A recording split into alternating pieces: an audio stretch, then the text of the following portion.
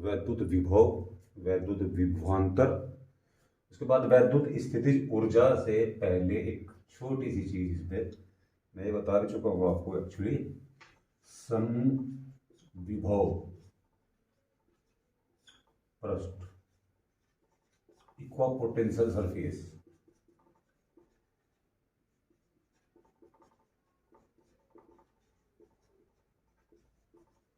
इक्वापोटेंशियल surface, समविभव पृष्ठ एक ऐसा पृष्ठ जिसके प्रत्येक बिंदु पर विभव समान है।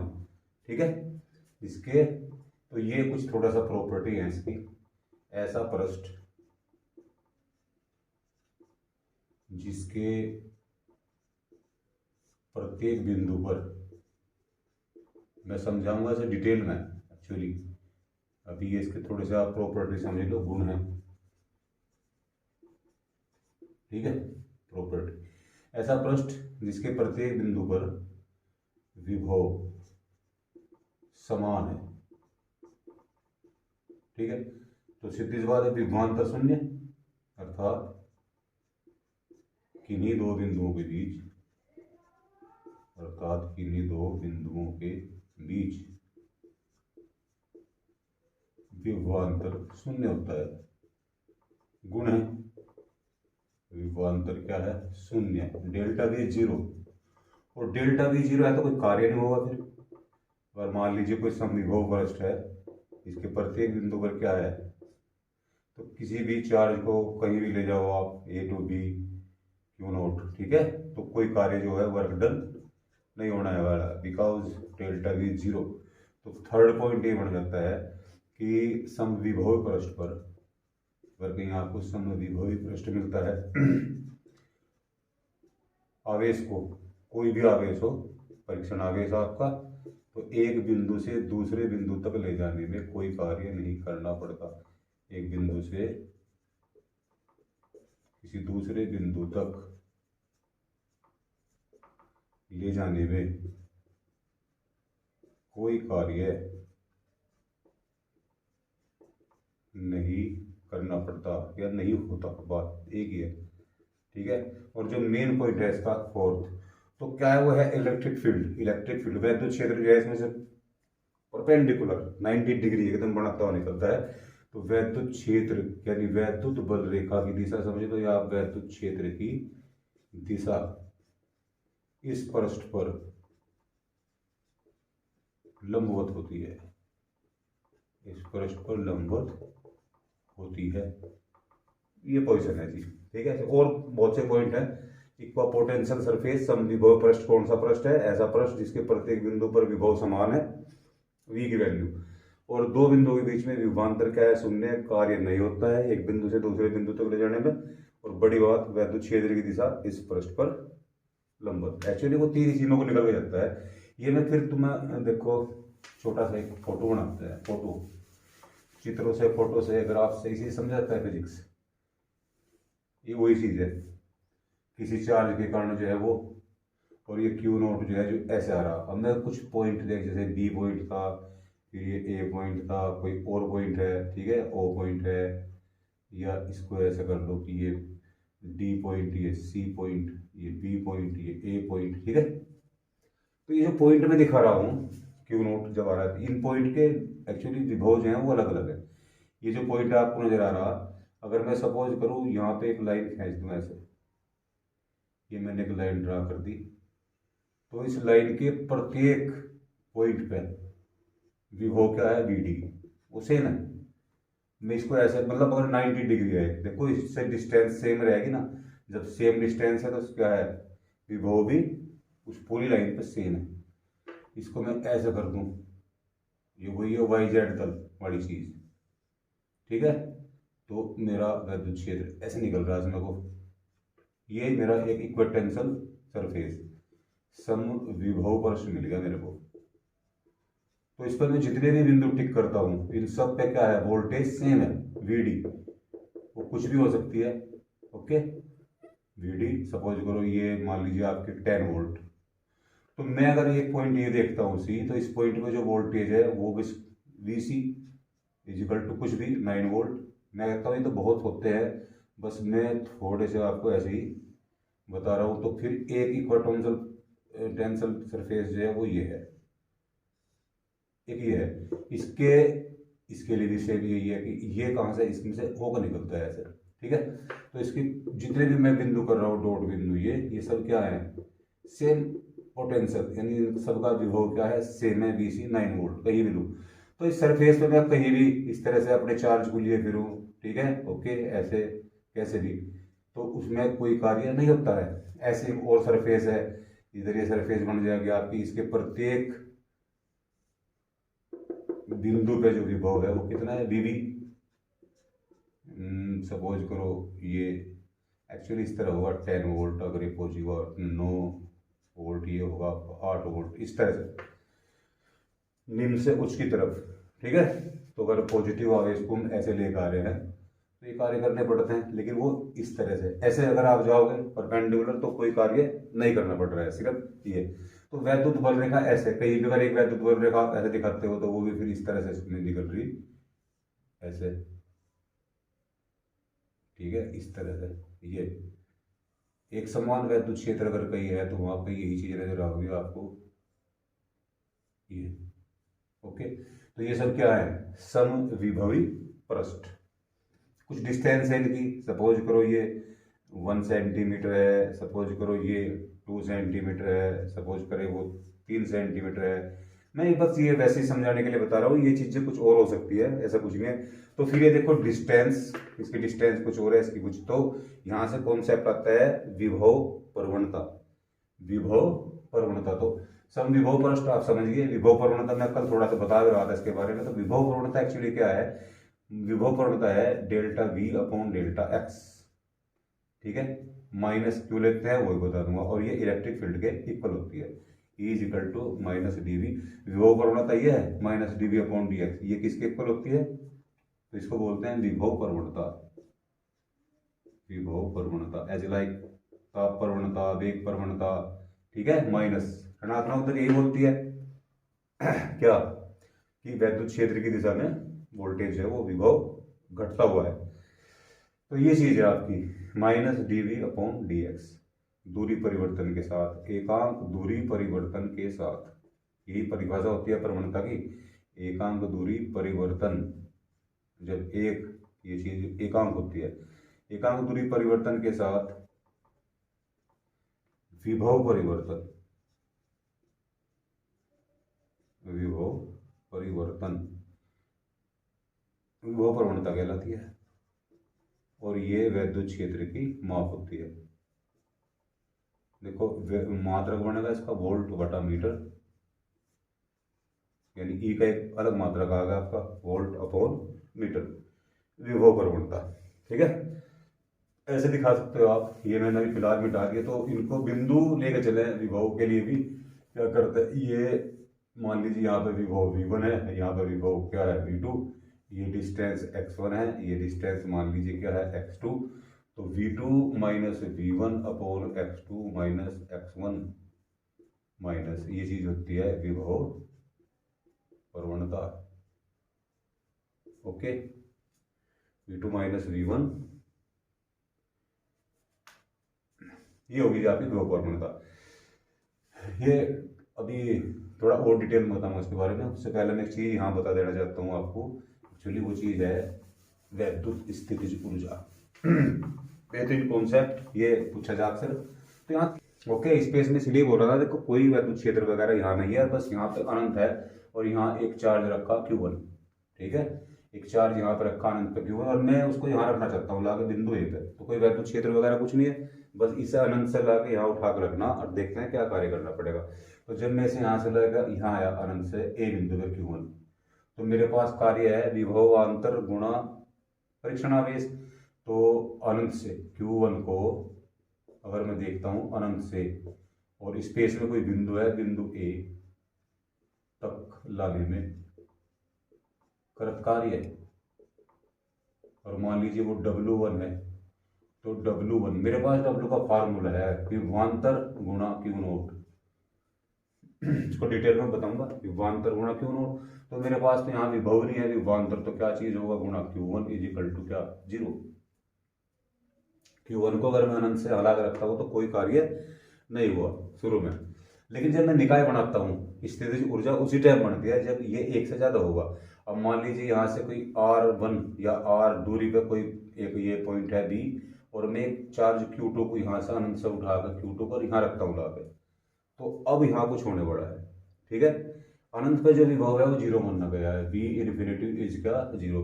तो ये तो जीरो था, यहाँ भी जीरो था, तो इनका अंतर क्या हो गया था, जीरो। लेकिन अब इस पॉइंट बी पे विभव है, इसके कारण अब जीरो नहीं है, तो कुछ विभवांतर भी बनेगा। फिर यही फार्मूला लगाकर मैं देखूंगा Q2 को अनंत से बी तक लाने में कितना कार्य हुआ। तो पहले मैं देखता हूँ बी पर विभव कितना है। Q1 के कारण बन रहा, तो Q1 के कारण बी पर विभव, अब चूंकि इसका फार्मूला मैं याद कर चुका हूँ, तो V1 मान लिया मैंने थोड़ी देर के लिए 1/4πε0 और Q1 अपॉन R, क्योंकि दूरी क्या है यहाँ तक R, तो ये हो गया V1। अब मैं देखता हूँ विभवांतर कितना होगा जब Q2 को अनंत से B तक लाने में करत कार्य, तो वही है मेरे पास, तो एक ही तरकीब है, उसे मैंने W2 मान लिया, तो यह है विभवांतर गुणा Q0, तो Q0 तो मेरे पास है Q2। अब विभवांतर की बात करूं तो यहाँ पे विभवांतर है V1 और अनंत पे था जीरो। V1 की वैल्यू पुट कर दी मैंने 1/4πε0 Q1 अपॉन R और गुणा Q2, तो ये हो गया मेरा W2। नेट कार्य जो टोटल कार्य हुआ वो मैंने जोड़ दिया, W is equal to W1 plus W2, तो 0 plus 1/4πε0 Q1 Q2 upon R equal to 1/4πε0 Q1 Q2 upon R। W या स्थितिज ऊर्जा, वैद्युत स्थितिज ऊर्जा का डेरिवेशन। ठीक है, ये हो गया आपके वैद्युत स्थितिज ऊर्जा। इसी डेरिवेशन को हमने इंटीग्रल से भी कर रखा है, जहाँ तक मैंने ये निकाला था, अगर आपको याद हो इंटीग्रल लिया था ना शायद, कहाँ तक का था, इन्फिनिटी टू R, और फिर निकाला था मैंने ये dW जब निकाला था ये, तो ये आया था निकल कर 1/4πε0 Q0 अपॉन R, तो ये भी डेरिवेशन था इसका यहाँ तक। ठीक है, जो W निकाला था नेट W या U, तो ये इंटीग्रल विधि से करना चाहते हो तो ये ऐसे है, फिर नहीं तो फिर ये ऐसे है। दो आवेशों से मिलकर बने निकाय की बात चल रही है, तो ये जो मैंने डेरिवेशन निकाला ये एक्चुअली दो बिंदु आवेशों से या आवेशों से, दो बिंदु आवेशों से मिलकर या मिलाकर, है नहीं, बने निकाय की वैद्युत स्थितिज ऊर्जा का व्यंजक है। अगर दो से ज्यादा है तो भी तरकीब यही है, देखो वैद्युत स्थितिज ऊर्जा, दो आवेशों से मिलकर बने निकाय की वैद्युत स्थितिज ऊर्जा, पहले के लिए कार्य, दूसरे के लिए।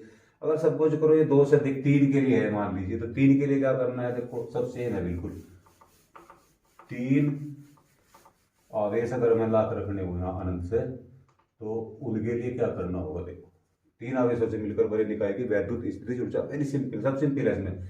तो पहला तो वही है, ये बिंदु ए है और मैंने यहाँ से Q1 इन्फिनिटी पे था मेरा, और उसे लाकर मैंने यहाँ रखा तो कोई कार्य नहीं हुआ। तो Q1 को अनंत से ए तक लाने में करत कार्य W1 इजिकल टू 0, क्योंकि कोई विभवांतर वगैरह नहीं है। अब मान लीजिए सपोज करो कि तीन लाने मेरे को, तो मैंने एक तो ये समझा कि ये R1 डिस्टेंस पे है पॉइंट बी, और यहाँ पे ला कर रखूंगा मैं Q2, यहाँ पे क्या ला कर रखूंगा मैं Q2, तो मैं वहीं तक का व्यंजक अभी कर रहा हूँ। तो Q2 को अनंत से B तक लाने में करत कार्य W2, तो ये आप पीछे कर चुके हैं, वो इतना ही है 1/4πε0। ठीक है, क्योंकि विभव आपको पता है यहाँ क्या था V1, 1/4πε0 Q1 अपॉन, अब हो जाएगा ये R1, तो बस ये ध्यान रखना आपको, मैंने क्या किया है R1, तो ये हो गया आपका Q1 और ये Q2 अपॉन R1। ओके, ये एक, ये दो, अब रह गया थर्ड। अब मान लीजिए सपोज करो ये डिस्टेंस है, मान लीजिए ये है R2, ये है मान लीजिए R3, अब ये तो माननी पड़ेंगे अलग अलग, और मैं यहाँ इस पॉइंट C पे मान लीजिए Q3 को शिफ्ट करना चाहता हूँ। ओके, तो यहाँ अगर मैं विभवांतर की बात करूँ तो अनंत पे तो विभवांतर 0 है, लेकिन यहाँ पे दो विभव बन रहे हैं, किसके कारण, Q1 के कारण और एक Q2 के कारण। तो नेट विभव पहले मुझे यहाँ निकालना पड़ेगा, उसकी तो मुझे प्रॉब्लम नहीं, वो तो 0 है, बाद में घटा लूंगा। तो मेरे को ये करना पड़ रहा है स्पेशल कि पॉइंट सी पे, बिंदु सी पे दो विभव हैं, उन्हें देखता हूँ पहले। बिंदु सी पर Q1 के कारण विभव वो बन रहा है मेरा 1/4πε0 Q1 Q3 sorry Q1/R2 Q1/R2। और बिंदु सी पर Q2 के कारण मैं ऊर्जा निकालना शुरू कर देते। बिंदु सी पर अब देखता हूँ Q2 के कारण क्या है। तो Q2 के कारण जो विभव है ये V Q1 के कारण है, ये V Q2 के कारण है। तो वो आ गया मेरा 1/4πε0 Q2/R3 Q2/R3। अगर मैं नेट देखता हूँ कि नेट विभव क्या है यहाँ पर फिलहाल, तो वी सी मान लीजिए, सी पर नेट विभव तो मेरा है वो ये और प्लस ये V Q1 और प्लस V Q2। ओके, मैं लिखुट कर लूँगा बाद में। तो विभवांतर मेरा हो गया VC-0। तो कृत कार्य Q3 को इन्फिनिटिव से C तक लाने में कृत कार्य W3 तो हो गया मेरा डेल्टा V इंटू Q3। अब डेल्टा V की वैल्यू अगर मैं देखता हूँ तो डेल्टा वैल्यू है VC-0, तो VC-0 इंटू Q3 यानी कि VC into Q3। Okay, VC की वैल्यू पुट कर लूंगा। VC की वैल्यू देखो क्या है, VC है इन दोनों का समेशन यानी कि 1/4πε0 Q1/R2 और प्लस 1/4πε0 Q2/R3 अरे Q3 ये रहा। तो ये तीन कार्य हो गए, W1 W2 एंड W3। मैं इन सबको ऐड कर दूं तो इस संयोजन की नेट वैद्युत ऊर्जा जो है मेरे को मिल जाएगी। तो मैं चलो इसको यहाँ से मिटा रहा और यहाँ पर मैं कर रहा इसका क्या बोलते हैं वो तिया पंचा है, W = W1 plus W2 plus W3 = 0 plus 1/4πε0 Q1 Q2/R1 plus W3 की वैल्यू देखिए और साथ ही साथ में Q3 की जब क्या करूँगा अंदर में गुणा करूँगा Q3 की, तो 1/4πε0 Q1 Q3/R2 और प्लस 1/4πε0 Q2 Q3/R3। और आप देख सकते हो इस संयोजन के लिए जहाँ R1 R2 R3 मैंने किस तरह से मान रखी है, Q1 Q2 Q3 किस तरह से, उसी हिसाब से आपका डेरिवेशन हो गया। ठीक है, तीन बिंदु आवेशों से मिलकर बने निकाय की वैद्युत स्थितिज ऊर्जा। तो यहाँ अब कुछ चीजें हैं, देखो वैद्युत स्थिर ऊर्जा कैसे घटेगी कैसे बढ़ेगी, कुछ चीजें थोड़ा सा कॉन्सेप्ट है। गतिज ऊर्जा और स्थिर ऊर्जा का आपको पता है, एक रूल है K + U = E = कॉन्स्टेंट, इसको बोलते हैं ऊर्जा संरक्षण का नियम। इसमें यही नियम में यही है कि दोनों का योग हमेशा नियत रहता है, ये बढ़ती है तो ये घटती है, ये बढ़ती है तो ये घटती है। ओके, ये चीजें मैंने जो मैकेनिक्स पढ़ा रखी 11th पढ़ा को उन पे उस वीडियो में आप देख लियो अभी जल्दी। तो ये चीजें है, देखो मैं कुछ चीजें आपको बता रहा हूँ। मान लीजिए एक प्रोटोन है, एक प्रोटोन है दूसरा प्रोटोन है और वो एक दूसरे की तरफ को ऐसे, या फिर एक इलेक्ट्रॉन है दूसरा भी इलेक्ट्रॉन है वो एक दूसरे की तरफ को ऐसे, या फिर एक प्रोटॉन है एक इलेक्ट्रॉन है वो एक दूसरे की तरफ को ऐसे, या एक दूसरे जोन की तरफ को। मान लीजिए एक प्रोटॉन है ये भी प्रोटॉन है, ये इलेक्ट्रॉन है, ये इलेक्ट्रॉन है, ये प्रोटॉन है, ये इलेक्ट्रॉन है। तो ये कुछ कंडीशन दिखा रखी है, मतलब एक दूसरे की ओर आ रहे हैं एक दूसरे से दूर जा रहे हैं, तो इन कंडीशनों में इनकी स्थितिज ऊर्जा गतिज ऊर्जा इन पे क्या प्रभाव पड़ेगा। ठीक है, तो देखो ये जो दो पोजिशन है इतने इनके बीच में लगता है प्रतिकर्षण का बल, प्रतिकर्षण, और यहाँ भी प्रतिकर्षण, बट यहाँ पे क्या लगता है प्रोटॉन इलेक्ट्रॉन, तो यहाँ पे बल लगता है आकर्षण। ठीक है, तो प्रतिकर्षण के कारण क्या होता है जी, देखो प्रतिकर्षण एक ऐसी फोर्स होती है कि वेलोसिटी को कम करता है वो, यानी कि v की वैल्यू क्या होती है वेग, जिसे वेग, तो ये होता है कम। और भैया ये अगर कम होता है तो समझो गतिज ऊर्जा क्या होती है वो होती है कम। यानी कि स्थितिज ऊर्जा क्या होती है, वो होती है अधिक। बस ये याद रखना आपको। मैंने बताया ये कम होती है तो ये क्या होती है, अधिक। तो प्रतिकर्षण के कारण जो स्पीड होती है, यानी प्रोटॉन प्रोटॉन की हो या इलेक्ट्रॉन इलेक्ट्रॉन की, तो स्पीड क्या होती चली जा, कम। तो स्पीड कम होती चली जाती है तो समझो उसकी गतिज ऊर्जा क्या है, वो कम होती रहती है, जबकि स्थितिज ऊर्जा बढ़ती है। इन दोनों केसों में ये हो गया, प्रतिकर्षण बल के कारण गतिज ऊर्जा घटती है, स्थितिज ऊर्जा बढ़ती है। But in this case proton और इलेक्ट्रॉन, तो यहाँ बल कैसा लग रहा है आकर्षण का, तो स्पीड क्या होंगी, ऑटोमेटिक बढ़ती रहेंगी। यदि यू का मान जो है वो भाई खींच रहे ना एक दूसरे को, तो ये अधिक होता है, ये बढ़ता चला जाता है, यानी बढ़ता है, सीधी सी बात है। अधिक क्या, ए लिखा मैंने, बढ़ता है। तो इस कंडीशन में ये बढ़ता है, तो सीधी सी बात है के जो है वो क्या, के बढ़ती है, यानी गतिज ऊर्जा बढ़ती है और स्थितिज ऊर्जा क्या होती है, घटती है। ऐसे ही यहाँ समझ लो आप, यानी कि वेग जो है क्या होता है, वो घटता है, तो के जो है वो क्या होती है, घटती है। बात वही है, अधिक, और ये क्या होती है, बढ़ती है। ठीक है, तो ये लिखने का तरीका थोड़ा सा ऐसा है। और कुल ऊर्जा संरक्षित रहती है। एंड इन दिस केस देखो, जब ये चीज दूर जा रही है एक दूसरे से, तो चाहे ऐसे मान लो आप देखो, आर और यू का फार्मूला मैंने क्या बताया था, 1/4 Q1 Q2 अपॉन आर। तो आर की वैल्यू अगर बढ़ रही है तो समझो स्थितिज ऊर्जा घट रही है, तो गतिज ऊर्जा बढ़ रही है, वो यहाँ भी चलता है। ठीक है, आर कम हो रहा तो ये क्या हो रही है, बढ़ रही है, तो समझो वो क्या है कि घट रही है। तो आप इससे भी लगा सकते हो, बिकॉज पता ना स्थितिज ऊर्जा जो है वो दूरी के साथ ऐसे डिपेंड कर रही है। अगर आर कम होगा तो स्थितिज ऊर्जा बढ़ेगी। ओके। फिर निगेटिव और पॉजिटिव वाले केस में थोड़ा चेंज रहता है, तो आपको इसी तरह बात याद रखनी कि प्रतिकर्षण और आकर्षण के बल के हिसाब से। वरना वहाँ इनके जो साइन होते हैं ना, Q1 Q2 के, negative negative, positive positive, positive negative, वहाँ तुम लोग कंफ्यूजन हो जाओगे। मतलब कुछ बच्चे ऐसे हैं जिन्हें नहीं पता कि -8 और -6 ये इनमें से कौन सा बड़ा है। कुछ बच्चे हैं ऐसे जो पता नहीं कि -8 बड़ा है या -6, बताओ, इसको देखो। ओके, कुछ सम थोड़े से और न्यूमेरिकल हैं, बहुत सुंदर सुंदर न्यूमेरिकल है इसमें। तो न्यूमेरिकल के लिए मैं एक वीडियो डालता हूँ, और उसी वीडियो में मैं टोटल जितने भी न्यूमेरिकल हैं, कंपटीशन जोन तक के न्यूमेरिकल, आधा घंटे का वीडियो। तो एक वीडियो आपको और मिलेगा इलेक्ट्रिक पोटेंशियल का, और उसके बाद कैपेसिटर। ठीक है, कृषिपाल सिंह शिवाज।